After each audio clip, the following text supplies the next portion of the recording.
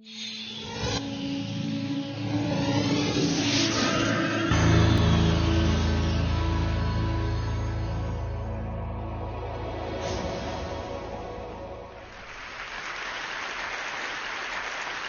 you have 21 minutes to speak, 2 million years seems like a really long time.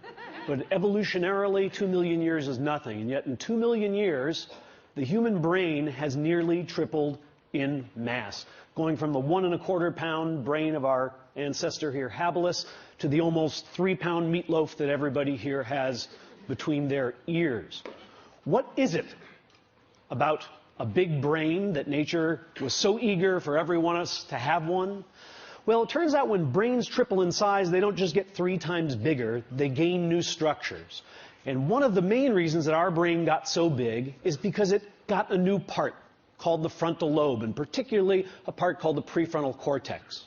Now, what does the prefrontal cortex do for you that should justify the entire architectural overhaul of the human skull in the blink of evolutionary time? Well, it turns out the prefrontal cortex does lots of things, but one of the most important things it does is it is an experience simulator. You know, pilots practice in flight simulators so that they don't make real mistakes in planes. Human beings have this marvelous adaptation that they can actually have experiences in their heads before they try them out in real life. This is a trick that none of our ancestors could do, that no other animal can do quite like we can. It's a marvelous adaptation. It's up there with opposable thumbs and standing upright in language as one of the things that got our species out of the trees and into the shopping mall. Now, all of you have done this. I mean, you know, Ben & Jerry's doesn't have liver and onion ice cream, and it's not because they whipped some up, tried it, and went yuck. It's because without leaving your armchair, you can simulate that flavor and say yuck before you make it. Let's see how your experience simulators are working. Let's just run a quick diagnostic before I proceed with the rest of the talk. Here's 2 different futures that I invite you to contemplate, and you can try to simulate them and tell me which one you think you might prefer. One of them is winning the lottery. This is about $314 million, and the other is becoming paraplegic. So just give it a moment of thought. You probably don't feel like you need a moment of thought. And interestingly, there are data on these 2 groups of people, data on how happy they are. And this is exactly what you expected, isn't it? But these aren't the data. I made these up. These are the data. You failed the pop quiz and you're hardly 5 minutes into the lecture. Because the fact is that a year after losing the use of their legs and a year after winning the lotto, lottery winners and paraplegics are equally happy with their lives. Now, don't feel too bad about failing the first pop quiz, because everybody fails all of the pop quizzes all of the time. The research that my laboratory has been doing, that economists and psychologists around the country have been doing, have revealed something really quite startling to us. Something we call the impact bias, which is the tendency for the simulator to work badly. For the simulator to make you believe that different outcomes are more different than in fact they really are. From field studies to laboratory studies, we see that winning or losing an election, gaining or losing a romantic partner, getting or not getting a promotion, passing or not passing a college test, on, have far less impact, less intensity, and much less duration than people expect them to have. In fact, a recent study, this almost floors me, a recent study showing how major life traumas affect people suggests that if it happened over 3 months ago, with only a few exceptions, it has no impact whatsoever on your happiness. Why? Because happiness can be synthesized. Sir Thomas Browne wrote in 1642, "I am the happiest man alive. I have that in me that can convert poverty to riches, adversity to prosperity. I am more invulnerable than Achilles. Fortune hath not one place to hit me." What kind of remarkable machinery does this guy have in his head? Well, it turns out it's precisely the same remarkable machinery that all of us have. Human beings have something that we might think of as a psychological immune system, a system of cognitive processes, largely non-conscious cognitive processes, that help them change their views of the world so that they can feel better about the worlds in which they find themselves. Like Sir Thomas, you have this machine. Unlike Sir Thomas, you seem not to know it. We synthesize happiness, but we think happiness is a thing to be found. Now, you don't need me to give you too many examples of people synthesizing happiness, I suspect, though I'm going to show you some experimental evidence. You don't have to look very far for evidence. As a challenge to myself, since I say this once in a while in lectures, I took a copy of the New York Times and tried to find some instances of people synthesizing happiness. And here are 3 guys synthesizing happiness. I'm so much better off physically, financially, emotionally, and almost every other way, mentally, almost every other way. I don't have 1 minute's regret. It was a glorious experience. I believe it turned out for the best. Who are these characters who are so damn happy? Well, the first one is Jim Wright. Some of you are old enough to remember. He was the chairman of the House of Representatives. And he resigned in disgrace when this young Republican named Newt Gingrich found out about a shady book deal he had done. He lost everything. The most powerful Democrat in the country, he lost everything. He lost his money, he lost his power. What does he have to say all these years later about it? I am so much better off, physically, financially, mentally, and in almost every other way. What other way would there be to be better off? Vegetably, minerally, animally? He's pretty much covered in there. Maurice Bickham is somebody you've never heard of. Maurice Bickham uttered these words. Upon being released, he was 78 years old. He'd spent 37 years in Louisiana State Penitentiary for a crime he didn't commit. He was ultimately exonerated at the age of 78 through DNA evidence. And what did he have to say about his experience? I don't have 1 minute's regret. It was a glorious experience. Glorious! This guy is not saying, well, yeah, there's some nice guys. They had a gym. It's glorious, a word we usually reserve for something like a religious experience. Harrius Langerman uttered these words, and he's somebody you might have known but didn't, because in 1949 he read a little article in the paper about a hamburger stand owned by these 2 brothers named McDonald's, and he thought, that's a really neat idea. So he went to find them. They said, we'd give you a franchise on this for $3,000. Harry went back to New York, asked his brother, who was an investment banker, to loan him the $3,000, and his brother's immortal words were, you idiot, nobody eats hamburgers. He wouldn't lend him the money, and of course, 6 months later, Ray Kroc had exactly the same idea. It turns out people do eat hamburgers, and Ray Kroc, for a while, became the richest man in America. Oh, and then finally, the best of all possible worlds. Some of you recognize this young photo of Pete Best, who was the original drummer for the Beatles, until they, kind of like sent him out on an errand and snuck away and picked up Ringo on a tour. Well, in 1994, when Pete Best was interviewed, yes, he's still a drummer. Yes, he's a studio musician. He had this to say, I'm happier than I would have been with the Beatles. Okay, there's something important to be learned from these people, and it is the secret of happiness. Here it is, finally, to be revealed. First, accrue wealth, power, and prestige, then lose it. Second, spend as much of your life in prison as you possibly can. Third, make somebody else really, really rich. And finally, never, ever join the Beatles. Okay, now, I, like Z. Frank, can predict your next thought, which is, yeah, right. Because when people synthesize happiness, as these gentlemen seem to have done, we all smile at them, but we kind of roll our eyes and say, yeah, right, you never really wanted the job. Oh, yeah, right. You really didn't have that much in common with her, and you figured that out just about the time she threw the engagement ring in your face. We smirk because we believe that synthetic happiness is not of the same quality as what we might call natural happiness. What are these terms? Natural happiness is what we get when we get what we wanted, and synthetic happiness is what we make when we don't get what we wanted. And in our society, we have a strong belief that synthetic happiness is of an inferior kind. Why do we have that belief? Well, it's very simple. What kind of economic engine would keep churning if we believed that not getting what we want could make us just as happy as getting it? With all apologies to my friend Mathieu Ricard, a shopping mall full of Zen monks is not going to be particularly profitable because they don't want stuff enough. I want to suggest to you that synthetic happiness is every bit as real and enduring as the kind of happiness you stumble upon when you get exactly what you were aiming for. Now, I'm a scientist, so I'm going to do this not with rhetoric, but by marinating you in a little bit of data. Let me first show you an experimental paradigm that is used to demonstrate the synthesis of happiness among regular old folks. And this isn't mine. There's a 50-year-old paradigm called the free choice paradigm. It's very simple. You bring in, say, 6 objects. and you ask a subject to rank them from the most to the least liked. In this case, because the experiment I'm going to tell you about uses them, these are Monet prints.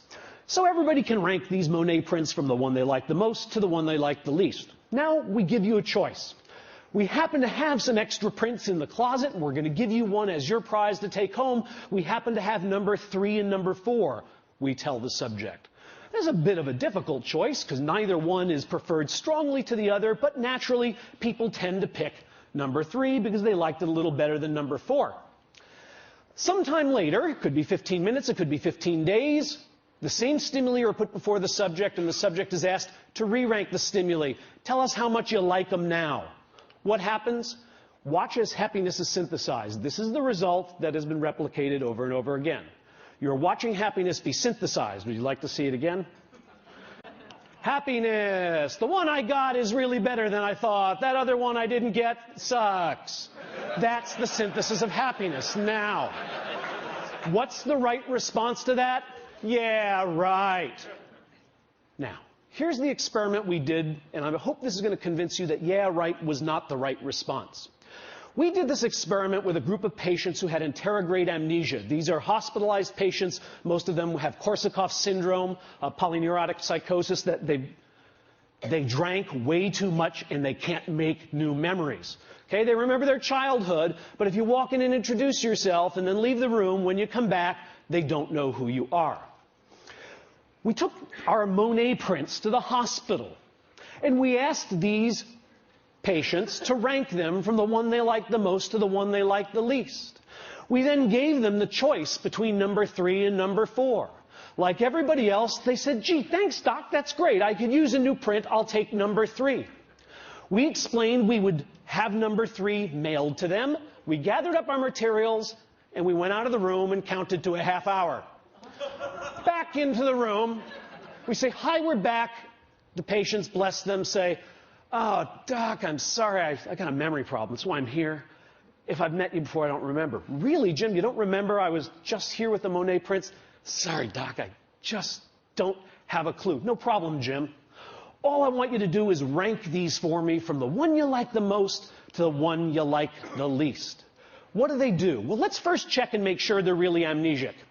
We asked these amnesic patients to tell us which one they own. Which one they chose last time, which one is theirs. And what we find is amnesic patients just guess.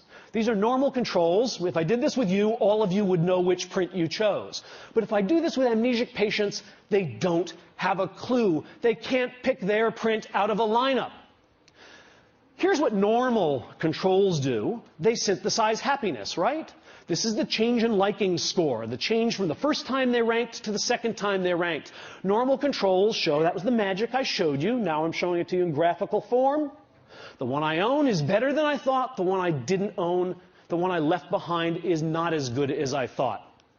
Amnesics do exactly the same thing. Think about this result. These people like better the one they own, but they don't know they own it. Yeah, right is not the right response. What these people did when they synthesized happiness is they really, truly changed their affective, hedonic, aesthetic reactions to that poster. They're not just saying it because they own it, because they don't know they own it. Now, when psychologists show you bars, you know that they are showing you averages of lots of people. And yet, all of us have this psychological immune system, this capacity to synthesize happiness, but some of us do this trick better than others. And some situations allow anybody to do it more effectively than other situations do. It turns out that freedom, the ability to make up your mind and change your mind, is the friend of natural happiness, because it allows you to choose among all those delicious futures and find the one that you would most enjoy. But freedom to choose, to change and make up your mind, is the enemy of synthetic happiness. And I'm going to show you why. Gilbert already knows, of course. You're reading the cartoon as I'm talking. Dogbert's tech support, how may I abuse you? My printer prints a blank page after every document. Why would you complain about getting free paper? Free? Are you just giving my own paper? Egad, man, look at the quality of the free paper compared to your lousy regular paper. Only a fool or a liar would say that they look the same. Huh, now that you mention it, it does seem a little silkier. What are you doing? I'm helping people accept the things they cannot change. Indeed. The psychological immune system works best when we are totally stuck, when we are trapped. This is the difference between dating and marriage, right? I mean, you go out on a date with a guy and he picks his nose. You don't go out on another date. You're married to a guy and he picks his nose. Yeah, he has a heart of gold. Don't touch the fruitcake, right?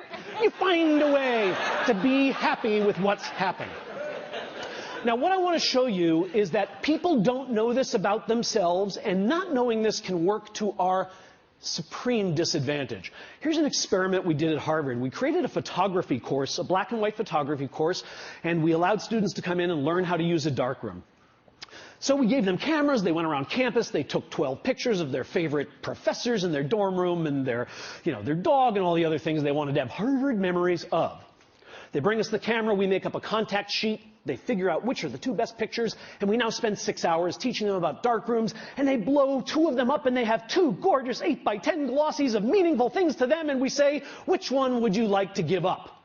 They say, I have to give one up. Oh yes, we need one as evidence of the class project. So you have to give me one, you have to make a choice, you get to keep one, and I get to keep one. Now, there are 2 conditions in this experiment. In one case, the students are told, but you know, if you want to change your mind, I'll always have the other one here, and in the next 4 days before I actually mail it to headquarters, I'll be glad to, headquarters, I'll be glad to swap it out with you. In fact, I'll come to your dorm room and just give me an email. Better yet, I'll check with you.